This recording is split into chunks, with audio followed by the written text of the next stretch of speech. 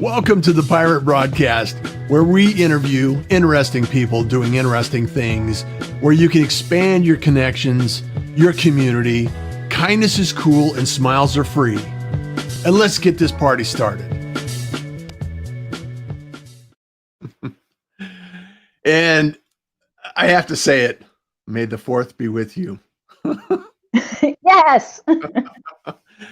And it's another episode of the Pirate Broadcast, and we're here to, share a little kindness, a little information, interesting people doing interesting things. And good morning, Sarah. How are you this fine day? I'm doing well. Some people may already know that I'm in Northeast Oklahoma. So if the sky suddenly gets dark and you see me switch on what I call my coyote lantern, just so there's light in here, it is what it is. Well, I hope that we can have a very entertaining conversation around some of the business aspects that you deal with, and also, just some life. Oklahoma. It has been a few years since I've been in Oklahoma, and I went up there for medical conferences, of all things. Oh, wow. And it was really, I enjoyed my stay in Oklahoma. It's like I spent 10 years in Texas, so it's I'm just right south of you, and it's like, okay, well, let's talk about some things around, things that are going on around us, and also business specific goals. Because like right now we're in a huge transition. A lot of people are moving and shaking, and there are people that are unemployed. There are people that are remote home, working at home for the very first time in their lives. And I think one of the things that we want to talk about, is the aspect of sales and how you think and you position yourself in this business world as it sits today. And what do you see going forward and how we could do that? So let's dive into that a little bit. And I loved your video. If you haven't seen Sarah on LinkedIn, connect with Sarah, tell her Russ sent you. And she's a pirate now. You're a pirate now. Oklahoma Yes. Pirate. And, I just love the, can I pick your brain? And this mentality is really, I know it's been around for a while. I don't know who started this thing. And a lot of people are really not very comfortable with the idea, the concept of, hey, can I just pick your brain for a minute? And it's not necessarily, friends or family. It's business associates that want free advice. And so you had a few things to share about that. So why don't you share a few things with us about that feedback and why it's not positive results? Oh, yeah, I'm more than happy to talk about that. And you're right. It's typically not people that I would put in a group that can be excluded from that. So close friends, family members, or people that you have already decided you want to do some type of charity or pro bono work with. I mean, there are some great organizations out there that pair entrepreneurs and small business owners with students or people who are economically disadvantaged in some way. So I can wholesale exclude people in that category. Yeah. I'm very specifically talking about, people on LinkedIn or business professionals who are making money. They can absolutely afford to pay you for your services, but frankly, they're just trying to get something for nothing. And they think if they sort of slide into your DMs or creep into your inbox or your voicemail by saying, I just want to pick your brain just for a quick minute, really want to hear your thoughts on this. In a way, I think it's sort of like a subtle play to your ego. I really want your advice. I really want to know what you think about this topic. Yeah. But in point of fact, they just want your advice for free. Yeah. Or they would like to sell you a program because they are, the click and pitch. I call them the click and pitch crew. And I've had a couple of videos and interactions with some people, and it's like, hey, just a heads up, if you have no awareness of who I am or what I do, maybe that would be a first step in the right direction to build a relationship and understand, what I need. Because if you have no idea what I need, how do you imagine that you can help me? Right. Well, and they don't care.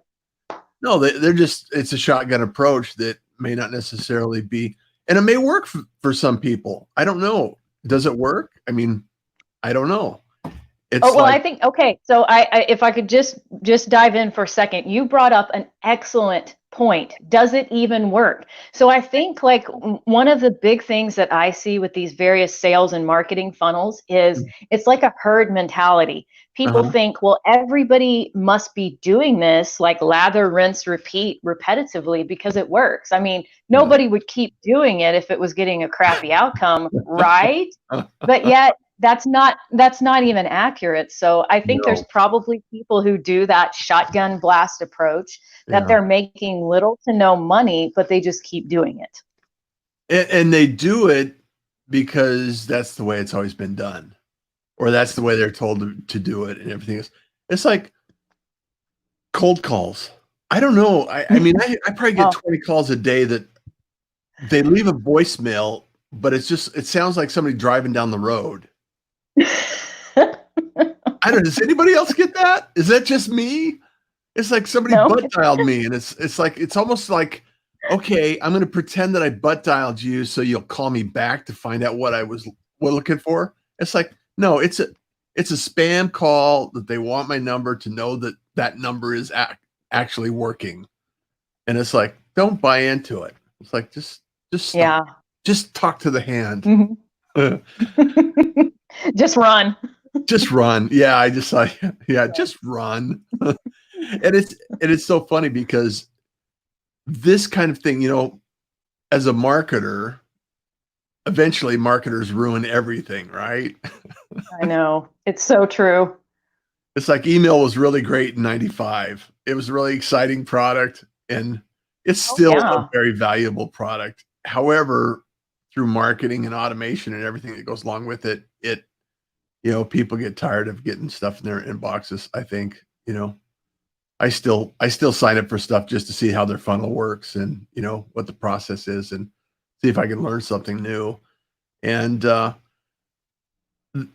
and it goes back to, okay, something for nothing. Download my free Mhm. PDF in exchange for my email. Well, a lot of people Right. have a specific email that goes directly to spam for that sole purpose. It's like, so why not just build a relationship? Right. Well, in a So, real relationship that's built on some kind of common ground, some kind of real ability to potentially help that person in some way instead of, there's some programs out there now that are almost like trying to fake the relationship. Things are automated even though they don't appear to be. It's like what you're talking about with the phone calls. It mhm. looks like a butt dial. And there's even a program out there, I think it's called Fly Dial or something like that, where you just automatically go to the person's voicemail. The phone never even rings. You just Phone never literally rings. slide into their voicemail. Yeah, yeah, yeah.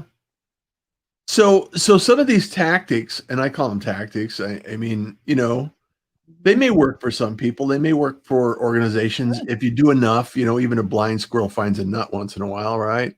So the Precisely. reality is it long term? Is it sustainable? Is it really valuable for the use of your time?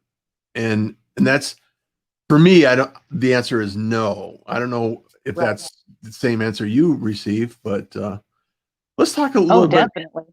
So let's talk a little bit about the sales process. I mean, what is your position in sales in general? I mean, how do you position that in your business? I go back to a fantastic piece of advice that I was given by one of my mentors in staffing and recruiting, great guy named Pete Lefkowitz. For years, he has always really maintained the same general notion, which is watch what the crowd is doing and then go in the opposite direction. So if Mm, everybody is out there saying, fake your way into relationship building, fake your way into some kind of virtue signaling, you need to move in the opposite direction of that.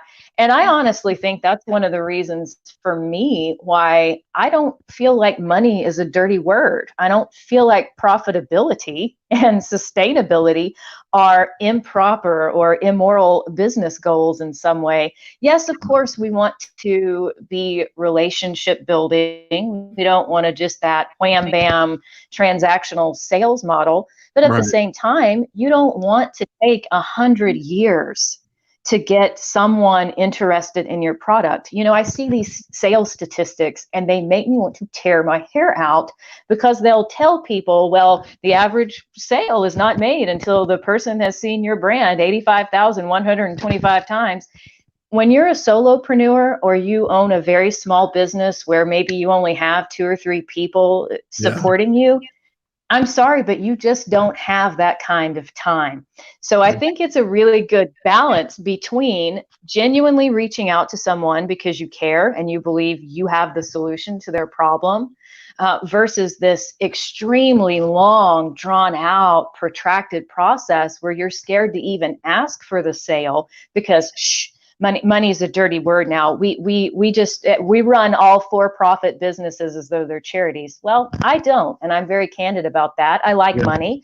I like the lifestyle that it affords me. I like being able to provide for my friends and family and do charity work, and to have the money to give to the charities. So in my mind, if you're looking for a coach who thinks money is dirty and evil and doesn't want to help you make more of it, you should probably just go ahead and bail off now. Yeah. Well, and to add to that, I think that one of the things that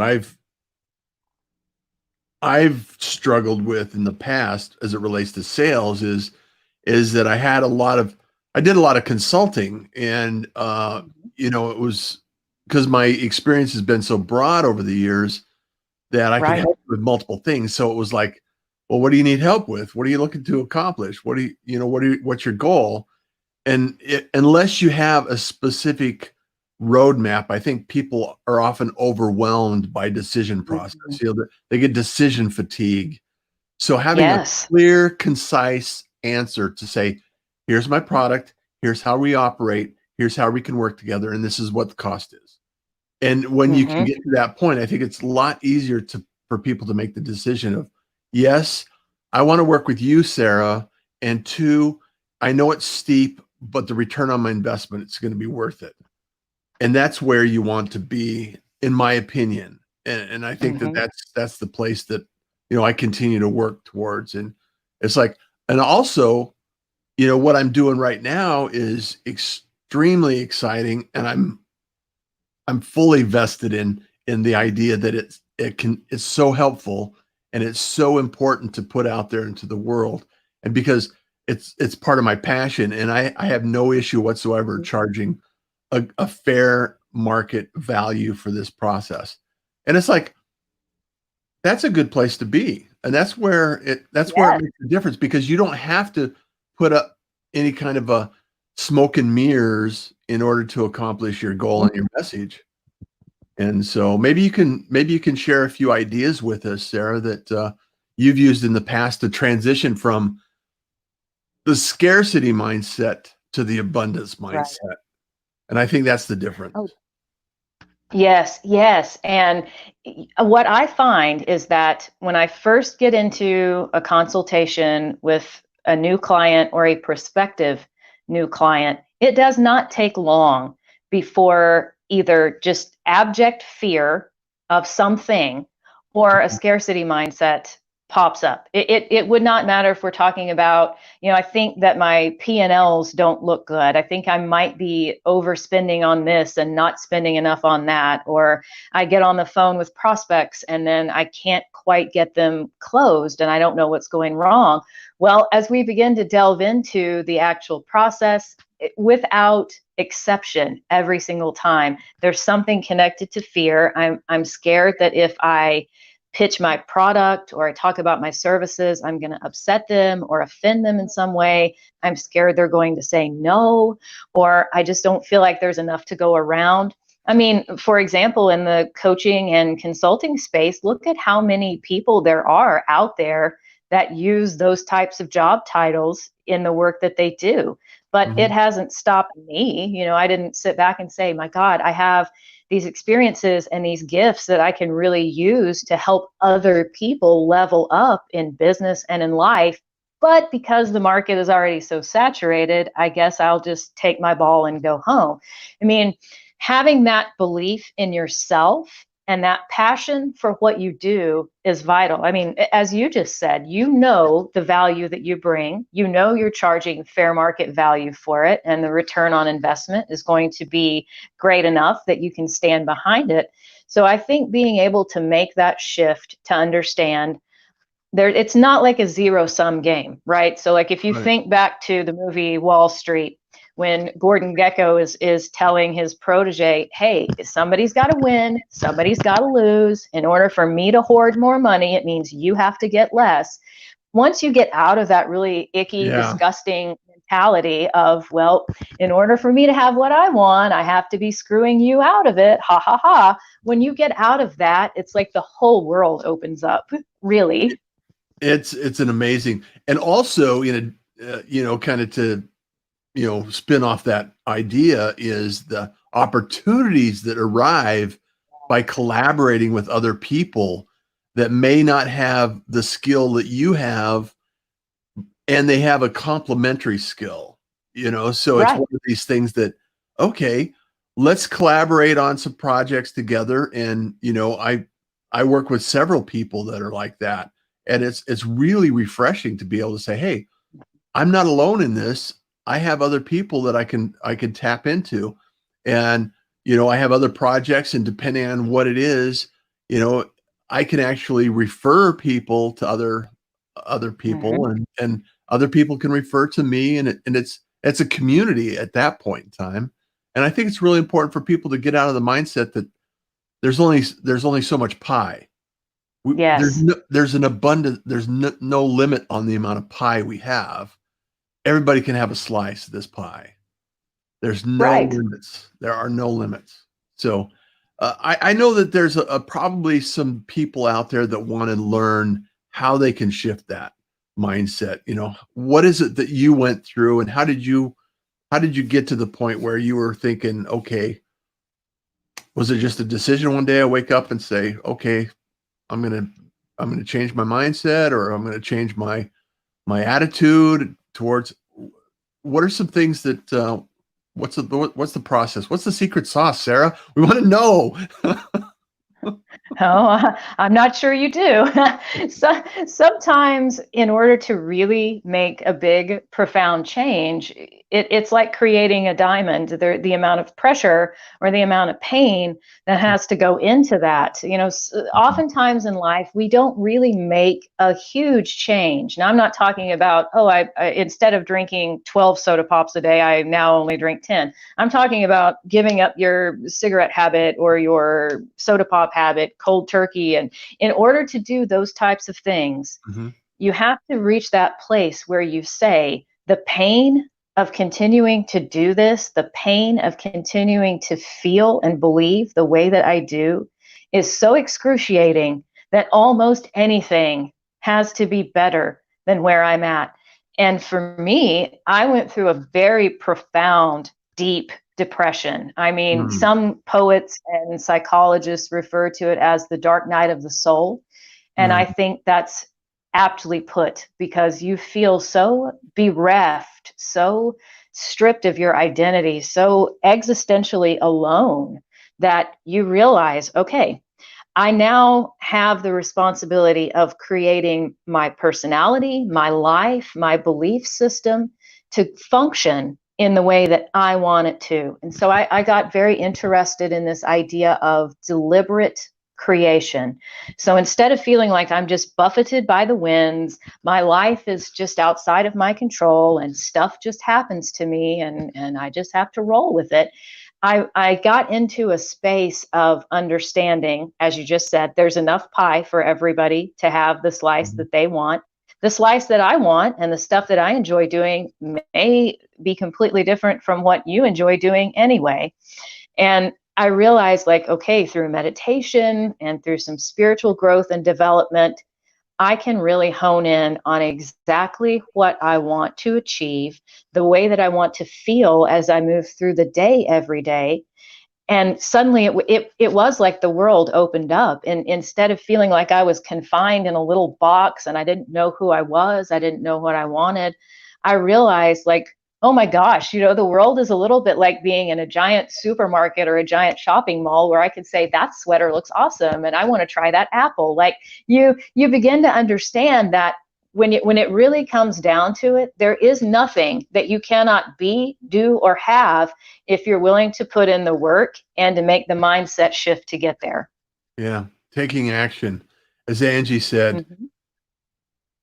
she's going, I have to wake up I have to wake up and make that choice every single day. So, that's absolutely Absolutely. true. And right on, because it's one of these things. And then Mel said, great episode, Sara and Russ Johns. Yay. Yay. It's so, I know that, for myself, gratitude was the lever that moved my world. And having gratitude and an attitude that, I'm grateful for every day. Every day is a gift. Every day is a new day to create something amazing and move it forward. And for me, it's just daily progress. Daily Yes. progress is the most important thing that I can do in order to accomplish big goals over a period of time. And it may not seem like you're doing a lot or making progress in the moment. However, I promise you, Mm-hmm. you look back a year from now and you're going to say, wow, I cannot believe we've covered so much. We've done so Yeah. many things. We've accomplished these things. And it's really amazing to think that we can actually do that. And like you said, it's like you can achieve goals. You can be what you want to be. You can do this. And it takes dedication and it takes effort and it takes action, taking action. So what are some actions that you specifically focus in on in order to work through your process, work through your steps and move your momentum forward?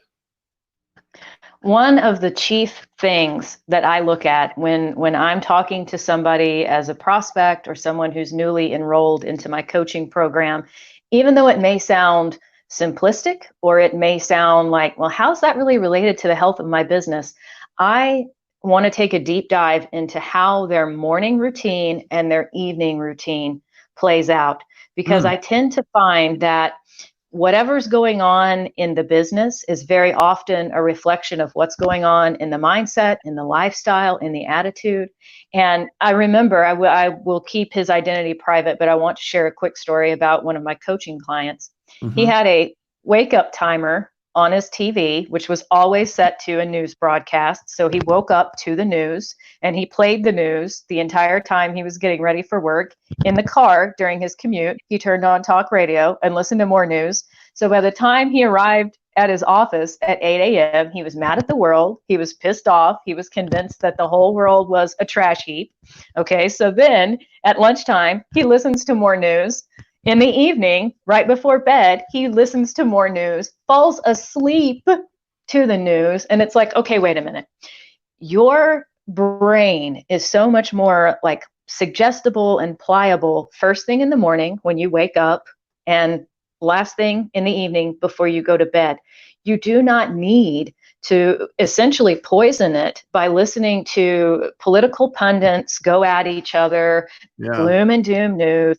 Everybody's dying. Everybody's about to get blown up by nuclear weapons. I mean, no wonder he was mad. No wonder he was angry. No wonder he had Yeah. high blood pressure. But sometimes it takes that coach or that other person to be able to look at the pattern and say, yeah, so Bob, you cannot, that's not his real name, John Doe, Bob, you cannot sit here and watch news and talk radio constantly and expect to be in a healthy place. Like, it's the one does not lead to the other. Yeah. You actually have to feed your mind with something positive to have a positive outlook in your mind. You bet, absolutely. It's like, You know, and here's the other thing. I was thinking about this, and I shared it the other day in Twitter. Is something, and I'm not going to get it perfect. However, that's not my goal. My goal is to set the expectation that when you take responsibility for your actions, a terrible thing happens. Mhm. That's like you don't have anyone to blame. It's like it's not Bingo. them causing this problem. It's not you causing, them doing something to you. It's not them. There's no thems anymore. You're Right. responsible for your own actions.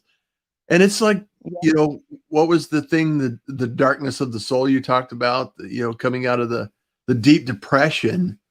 Mhm.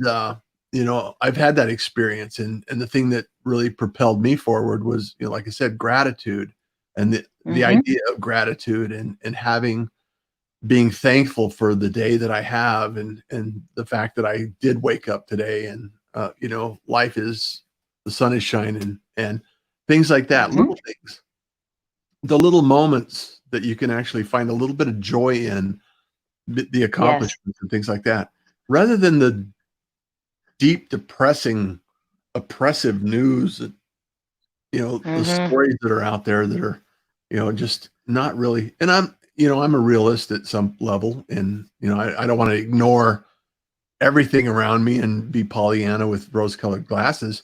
However, I think that we have to be cautious about what we feed our brains. What are we feeding Yeah. ourselves emotionally and mentally? So, and Absolutely. And I think that it's kind of like I'm a farmer and a rancher, and for me it's kind of like when you put a seed in the ground and you water it and you make sure that it has sunlight and you give it some fertilizer. Whatever is going on there is going to have a direct impact. So I agree with you. It's not about ignoring what's happening in the world or never, ever, ever watching a single news broadcast for the rest of your life. It's Mhm. about being able to perhaps protect yourself until you have enough of a filter in place to be able to say, I'll watch a little bit of this and then I'm going to turn it off and move on because I Yeah, just know that it's going to drag me down into a very negative place. yeah. Well, it's just like we were talking before the show started. It's like, tornadoes happen in Oklahoma. Yeah. It's Yes, something I to be do. aware of. It's like, okay, you want to be aware of it, and it's just like, okay, well, I don't need to focus my attention on it. I don't need to panic about it 24 hours a day because it might happen, Right. because it's, Exactly. worry doesn't really pay the bills as much as taking action in a positive direction, right? Hmm. So Amen. yeah, so it's one of those things that you really have to focus your attention on, and decide, okay, what am I going to consume today that's going to move me forward in a positive direction? So Yes. I love it. I love it. Agree. Well, Sarah, this has been a fantastic opportunity to have a conversation with someone interesting, doing some interesting things. So what's next up for Sarah? What direction are you headed? I know that you have some things taking place in your future, as always is the case. It's like, tell us, Yes. give us a little snapshot of what to look forward to. Yes, well, a little snapshot for me. Certainly, this is a busy time on the farm, time when mommy cows are having beautiful, cute, fuzzy little babies that I just, Yes, ooh, I yeah, never get tired of that. yeah, Getting seeds put in the ground and giving them some love and care, so there's stuff to eat later. I'm having my website revamped because it's still old from when I originally did my soft launch, and yeah, I practice what I preach. I try to make sure that if I'm going to tell somebody else, hey, you need to upgrade your social media, your website needs to speak more to the people that you serve, then I'm doing exactly the same thing. So yeah. good things are on the horizon for sure. Well, in the meantime, they can go to the down below. You can find it, and also on LinkedIn. You are on LinkedIn, so Yeah. I just really, I really, I'm on LinkedIn on occasion. And so if there's an opportunity that you can connect with Sarah, and you need assistance, and you're willing to make a difference in your world, and Yeah. she's got a few tools that you can use. And I just thank you so much for being here, Sara. And I really appreciate the fact that we were able to connect and have this conversation. And I Yes. hopefully others found it valuable as well. So if we had to leave with something, some advice, what would you want to share with the world today? I really think it's so important. We all have the same 24 hours in every day. So even if you're not actively meditating or taking time for solitude now, for the love of God, please block out a good 10 minutes that belong only to you so that you can collect your thoughts, try to cultivate those emotions of joy and gratitude. And just from that simple 10-minute investment every day, you will be amazed at what grows from that. That's fantastic. And always, kindness is cool, smiles are free, and you enjoy the day. Thank you, Sara. Appreciate you. Thank you. Appreciate you having me. Thank you for joining the Pirate Broadcast. If you found this content valuable, please like, comment, and share it across your social media channels. I would love the opportunity to help others grow in their business. The Pirate Syndicate is a platform where you show up, we produce the show. It's that easy. If you want to be seen, be heard, and be talked about, join the Pirate Syndicate today.